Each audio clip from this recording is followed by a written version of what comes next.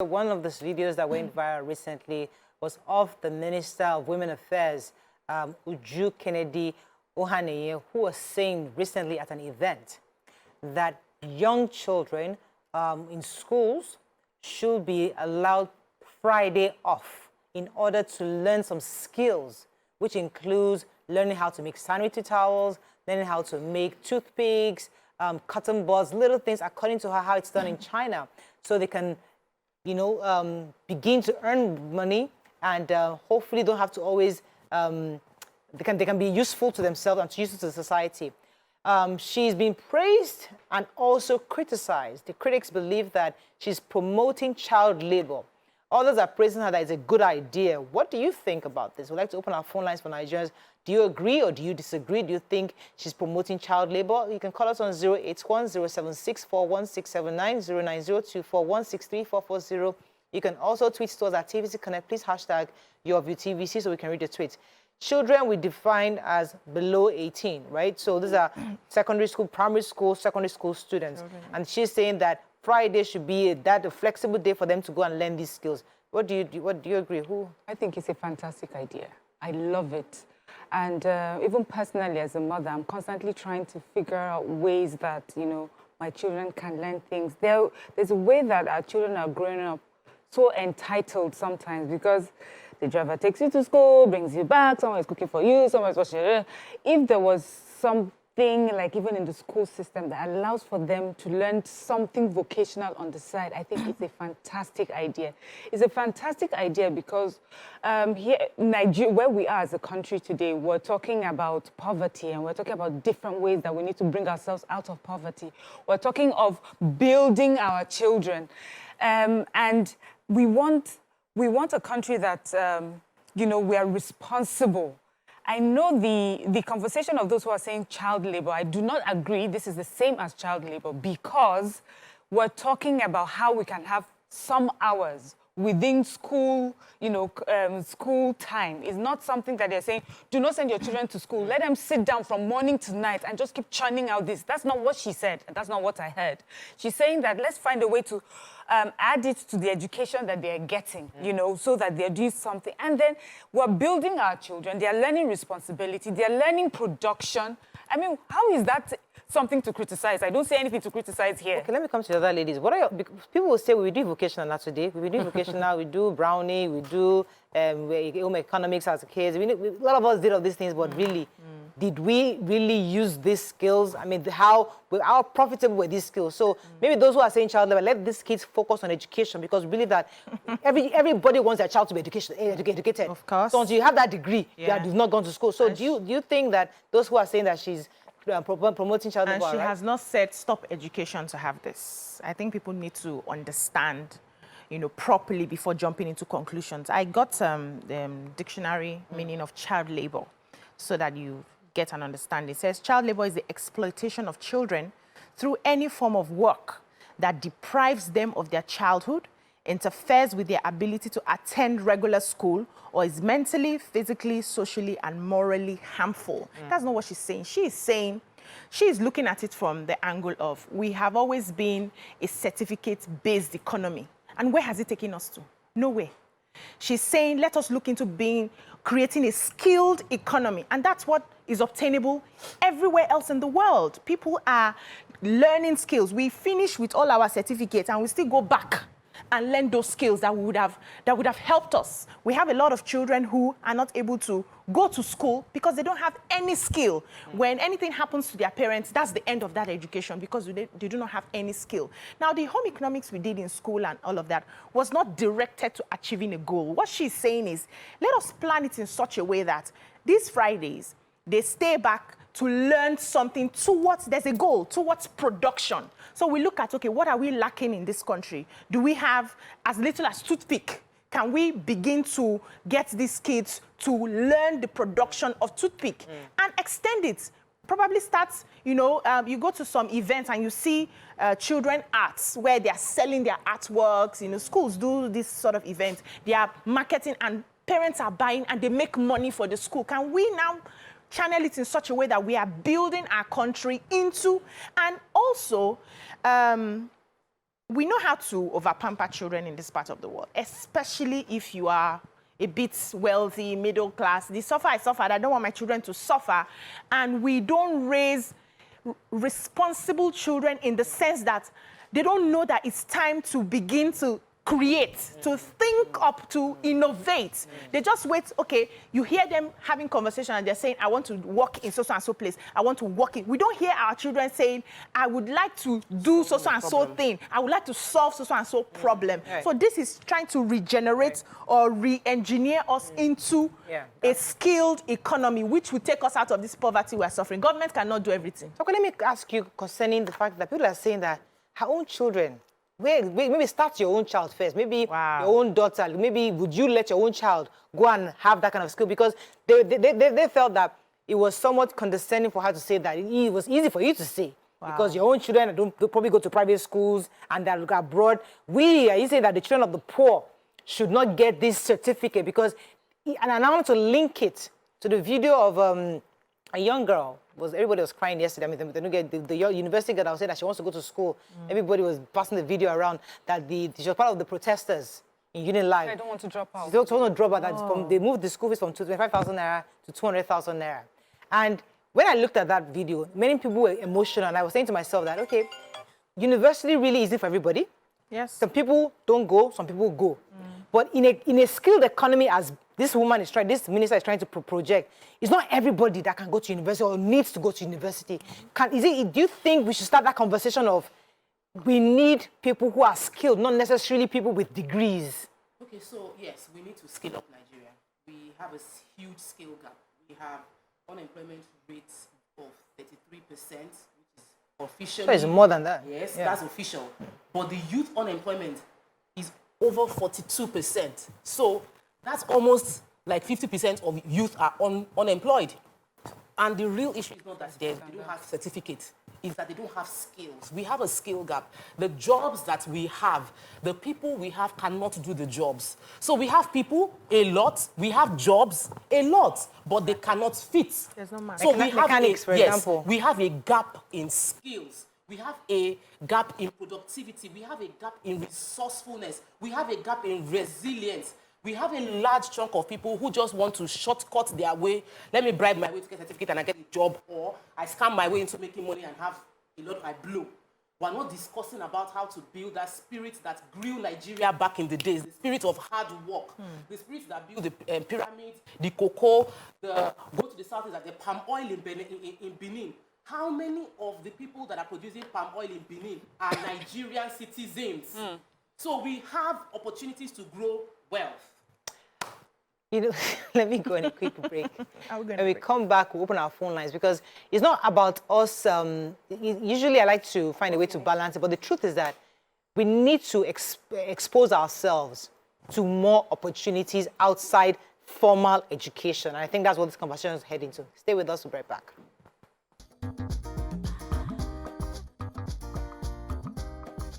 Stay tuned. Your View will be right back. Thanks for staying with us. Before I come back to talk, I have Ayo on the call. Good morning, Ayo. Thanks for calling. Good morning. Good morning, ladies. Good to see you. Good morning. I just want to add a little bit to what is being discussed this morning, probably from another perspective. I personally think that what we need right now is a revival of our technical colleges, where we allow children to study to secondary school level, make a decision on what they want to do. But revitalize our technical colleges. I had an uncle who, not until 3 years ago, I just realized that he actually went to a technical college. All this while, I thought he went to a fantastic university because, you know what, he's into textiles. And I realized he went to a textile college, a technical college somewhere in Ondo State. So if we revitalize our technical colleges, students can make the decision where they want to go after secondary school. I believe that what children need, primary school, secondary school, really is life skills. Swimming, things like people like us didn't have the advantage of learning when we were younger. Swimming, football, games, and other things like that. That's just my perspective here. Okay, thank you so much. Talking about technical college, let me come to you. Let me let you finish your points before you go to technical college. So listening to what she said, we have a major crisis in our country. We have increase in kidnapping. We have people resorting to drugs. We have people resorting to crimes. We have banditry on the rise. And when they catch these bandits, you see young people. We take stories of 13-year-old, 15-year-old saying they have robbed. They can't count the number of lives they've taken, the number of times they have robbed. So we definitely have idle hands. And when people that need money, our generation is very money, the younger generation, they are very money conscious. So you need to teach them how to make this money legitimately, because if you don't teach them legitimate money, they are seeing the illegitimate one. And it's happening very fast. They are seeing robbery. We took a story, the boy was mentioning Anini, one other, all these, that is nicknamed. These young boys were nicknamed old armed robbers that were shot at Bar Beach years ago. They chose their mentors because they saw opportunity to make money there. What this woman is saying, that we should give people other opportunities to see money. So I'm in primary school and I'm seeing that when I work in this factory, I'm adding value, I'm seeing the way organization runs. By the time I finish secondary school, I don't necessarily have to be dependent on my parents to go through university, because I understand how to make money through adding value. Let me take this call from Tayo, that comes to you. Tayo, thanks for calling. Good morning. Morning, Tayo. I am the first caller. Welcome to the show. Welcome to the show. The issue really is not about child, what do you call it? We have so many people in this country that have been empowered. There's so many. What has happened to them? A lot of people are so empowered, and they don't have what it takes to start their business. And about 2 or 3 occasions I went to start this soap business. The materials are so costly now. Oh, we lost that call from Tayo. Let me come to you, Mariam, because I remember that the former commissioner for education in Lagos State started something called comprehensive school. What she did based on data was the fact that she realized that when we have an influx coming into primary schools, when they enter secondary school, they drop off when they enter secondary school. And as they're growing in from GSS1, GSS2, when they enter SS1, it continues to drop off because they're dropping out. It's getting harder for them. So then what she tried to do is create something called a comprehensive school, where when you get to that GSS3 points, you can now decide, do I want to continue academia, or do I want to do in technical skill, in technicals, where you can actually learn some certain things. You will still do the same exam. You still take your regular YX exams, but you'll be focused more on those skill-based classes, which should not be through hairdressing, photography, all the various arts subjects. And she realized that many parents resisted it because they felt that she was trying to intentionally deny their child of a certificate of proper education.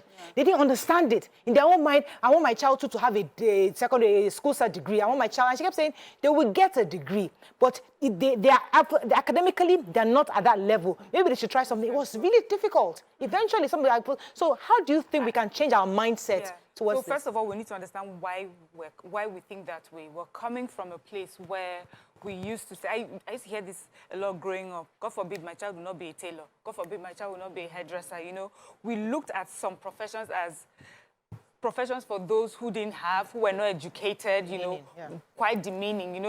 There's no dignity in labor in Nigeria like that. Some things are just seen to be beneath us. You find someone who's a driver, you say, please don't call me a driver, but that's the person's job, because we think that those jobs are not worthy, of us. And that's just because we don't give the respect that is due. We don't appreciate the work that people put into these jobs.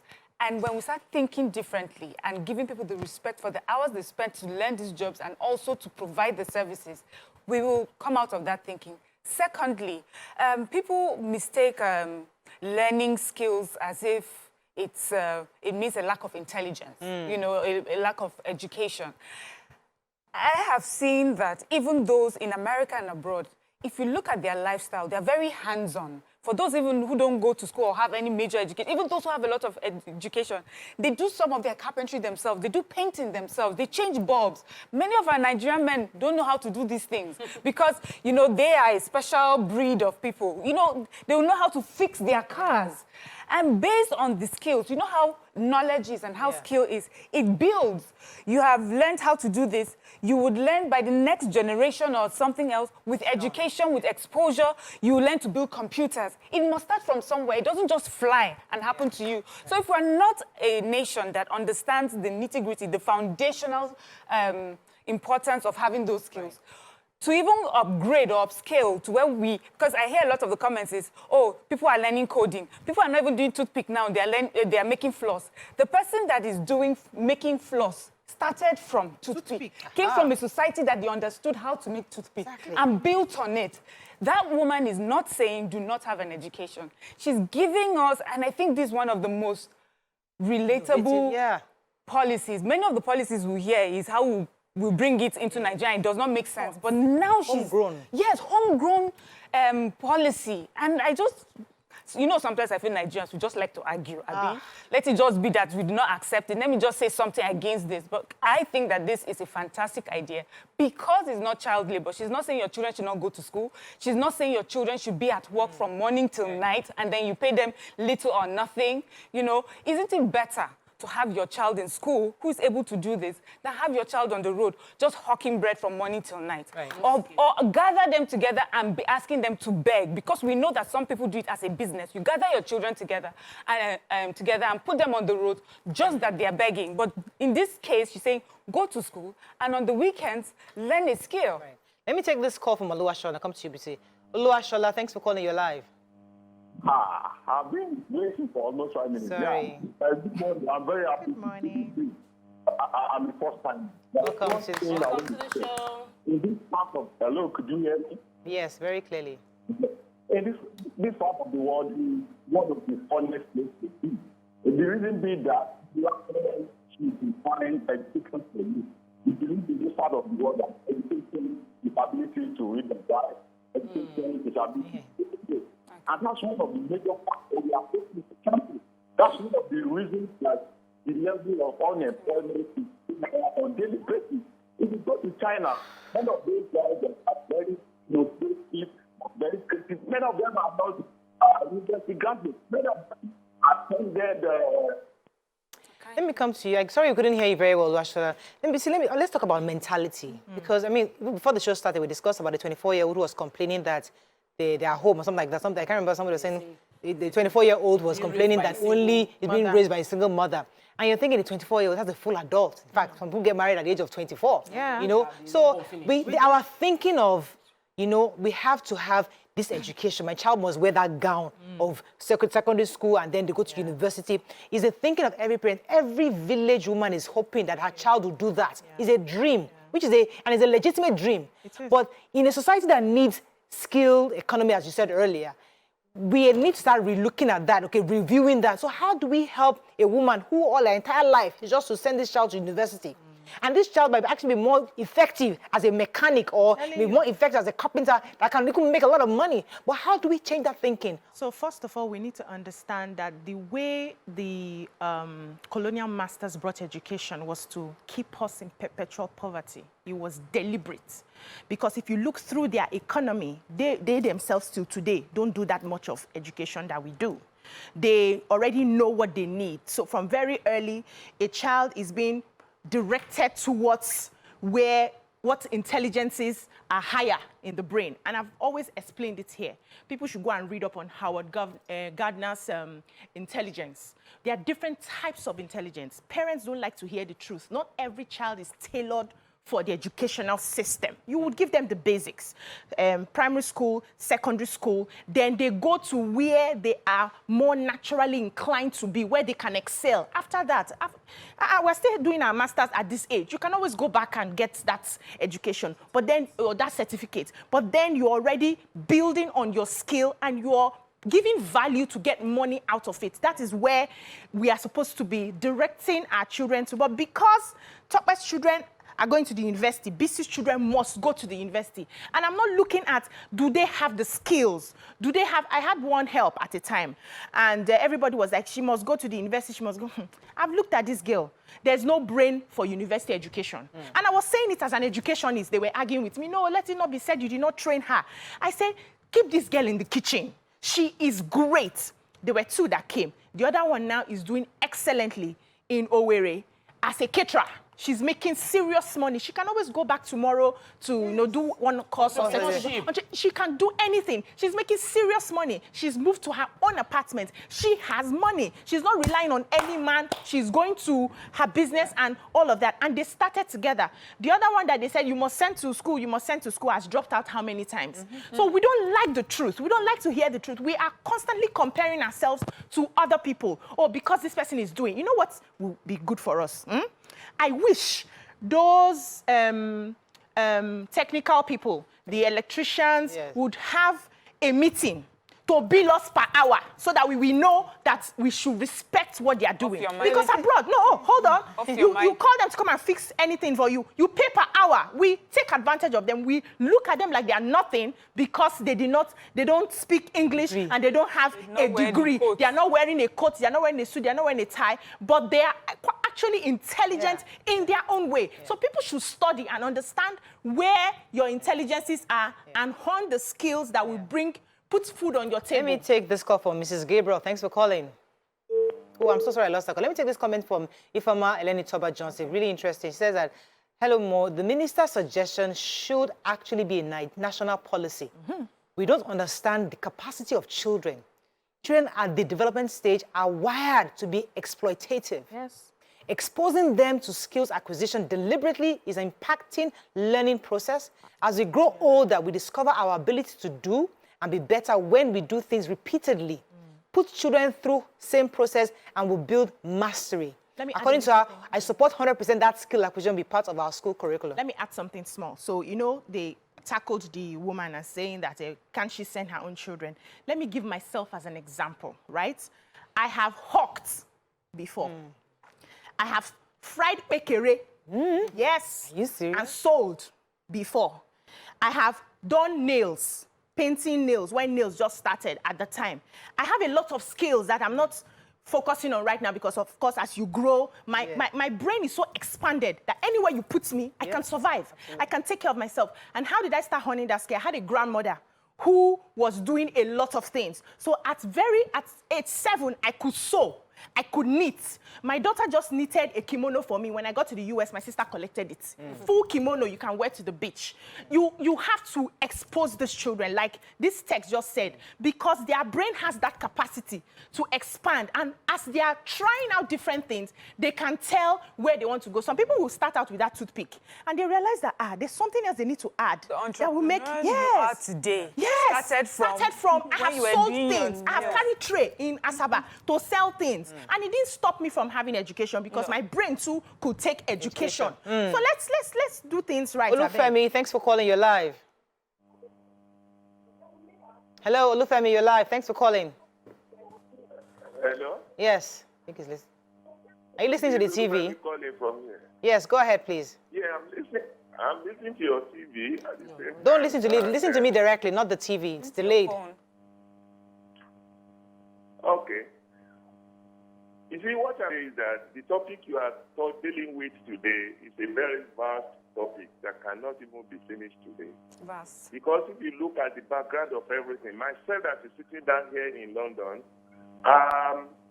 when I finished secondary school, my father sent me to technical school. Then it was called Street Center. And when I got there, I got so many skilled mechanic and I decided to do electrical installation.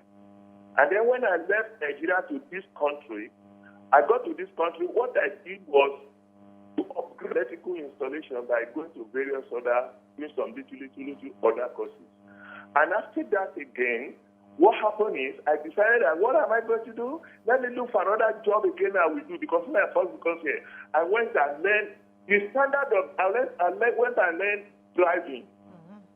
The standard of being here, you cannot even get half of Nigeria in it because the standard is very high. I started learning driving. I became red bus driver with the qualification I have. Now, I'm of age now. With my legislation, if I go to anywhere to go and find a job, they will not take me now because of my age. Then I have something to fall back on. Which is my driving. Skill. Driving now. working in a very reputable company recognized here. But the problem we have in Nigeria is not the problem of the children, it's not the problem of the parents, but it's the problem of the government themselves from the onset. What they are supposed to have put the children through is not what they are doing. All right. Thank you, Mr. Olufemi. So government is now telling us they're trying to bring an idea, but parents will resist. Because I have seen it happen in Lagos State when Mrs. Adefisayo tried to bring up this idea. Parents were, you know, it was difficult to let them understand that, listen, this your child is not doing very well. I don't want your child to drop out. If we allow this child to go and do these certain exams, we've tried to help this child. For some reason, they look like they're better in this skill. But parents don't want that. Because they don't see the money. And it's because some people deliberately quote their money. The person that is the furniture person that works for my husband, did the office, did our house, the man would be like, if he did go home, don't send me plenty message, you just do voice notes for me because I did not go to school. But this man has money. He's living in his own house, drives his own car, he does furniture. He doesn't have to be educated. He understands, he's educated. He doesn't have to be educated in the formal sense, but he understands furniture and he has an eye for excellence. His boss also didn't go to formal education, but the man has traveled. Italy is the back of his hand. If he goes to Italy, he's now well-spoken, but he didn't go through, he said he only went through primary school, he didn't go to secondary school, but he does high-level furniture and finishing. In Italy, in France, goes to all those, he's always buying quality and coming back. We have a challenge here. We came with, a friend of mine was set up a factory, brought things from China, machines to do a factory, and they delivered it. He brought professors, lecturers to do repair, and they could not. The people that the company sent from China to come and do the repair, that the guys could not, they don't even understand a word in English. It was interpretation everywhere, and they came, and in less than 48 hours, they were able to fix what engineers, consultants, all of those with degrees in Nigeria could not figure it out. So the idea is not about it is the day you build your house and you try flushing toilets and water is coming from where it should not come out, you appreciate a plumber. I'm telling you. When the plumber charges you per hour, you collect it. My plumber charges, he's in school, he's in open university. When he comes, he will tell you, once I come into your house, there is a 5K standard. Even if I come and I just glue something like this, you will first pay that. Because he understands, he has gotten the job, he's paying his way through school, so he does not waste his time. So we need to change that mindset of thinking that going through formal education is the only way to And it can only change if we allow our young kids to begin to learn these skills and then create an ecosystem or an economy around what they're doing. Because that's the only way. It's one thing, because I was saying earlier that we've been learning skills for many years, but we didn't really put it to work. Many of us did all these kind of little things, even knitting, but we didn't really monetize it. So what do you think we can do? Aside from just learning the skill, what can we do to take it further? To actually build something, so that when families are seeing it, they can see the value in it. So I think that we've sort of done that so far. Remember the tailors we used to have then? They are now fashion designers big time, whether we like it or not. Makeup artists, are we joking? You call a makeup artist for your event. Do you know how much you are paying? You know, it took young people even to decide their fate. You know, it's like, we're not going to listen to these people. You send your child to read medicine, drops out or finishes it and goes and does catering, and we're seeing what they're doing with it. So we need to have an appreciation for these careers. We should call them careers, not side hustles, not side gigs, not on something to fall back on. Let us understand that it takes time too. It takes effort, maybe even more than just the reading for certificates. It's just as important. And then let us appreciate it also by the sort of income that they're able to earn from it. You know, but that also will depend on the marketers. Like your plumber is already doing that for himself. He will come. He has a basic amount that he collects, which is good. I mean, there's just so much, as you know, our caller that said, he said it's so vast. There's so much we can benefit from this way of thinking and doing things. We're going to wrap up on this. Let me just take our final call. Kelechi, thanks for calling. Let me take your words and I'll wrap up on this. Kelechi? Hello, Mariam. Yes, go ahead. You're live. Can you hear me very well? Yes. Okay, let me start by saying BC, she's welcome back. Your fans missed you so much, so you're welcome. Oh, thank you. So what I'm saying what your ladies say that they are very correct. That they should make that national policy. Yes, this skill-based we should make it a national policy. We are in a society where a skill-based professional or a skill-based hustler can never match. I'm so sorry, Kelechi, I couldn't hear. Let me let you have final words, BC, as I wrap up on this. We should try to move away from what are your qualifications to what can you do. All over the world, that's what is obtainable. What can you do? Sometimes you are employed and they did not even look at your CV. They want your skill. What can you do? And we should respect every profession. Every profession, every career, every skill set is important. We must learn to place value on them. And the people doing the skill set as well, let them also place value on what they are doing. By the time we employ 2 mechanics, 3 mechanics, and they're telling us you pay us per hour now, everybody will sit up. We will see the money. Let's also celebrate their wins. And I know that people don't like to share how much they make, you know, because everybody wants to just be coded so that evil eyes are not on them.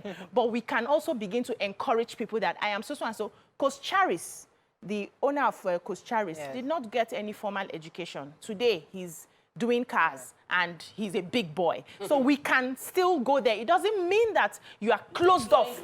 I'm telling you, it doesn't mean you are closed off from that education. He's in India with president. You can always go back. He's in India. You can always go back. Chief Razak Osoya is in India with president. You can always go back. There's always a second, third, fourth chance. If you feel like I just want to have this certificate and paste it on my window, you can go back and take the course. You can take it from your bedroom. You can do it online.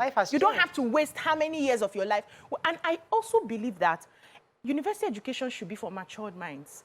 Yeah. I can't remember most of the things I learned. I'm telling you. We were children, we were just doing anyhow, just do read, pass, and read and pass. Right now, I'm going to school and I'm getting everything. I'm getting the value from it. So why don't we do a form of work first? You can always send yourself to school anytime. Lie down your bed and do your course. Everybody does a second master.